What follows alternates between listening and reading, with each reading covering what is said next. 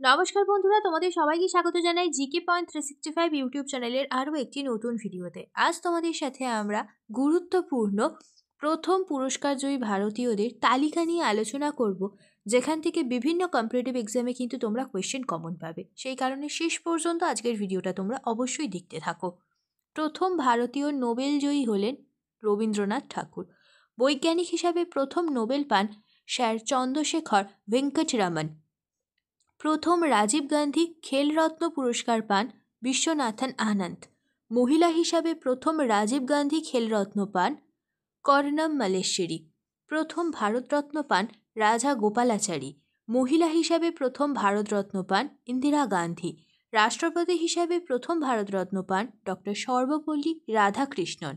খেলোয়াড় হিসাবে প্রথম ভারতরত্ন পান শচীন তেন্ডুলকর। শিল্পপতি হিসাবে প্রথম ভারতরত্ন পান JRD টাটা। তোমাদের আজকের এই গুরুত্বপূর্ণ ভিডিওটা ভালো লাগলে অবশ্যই একটি লাইক করো, সাথে তোমার বন্ধুদের সাথে ভিডিওটি শেয়ার করো এবং আমাদের চ্যানেলটি তোমরা অবশ্যই সাবস্ক্রাইব করে রাখো।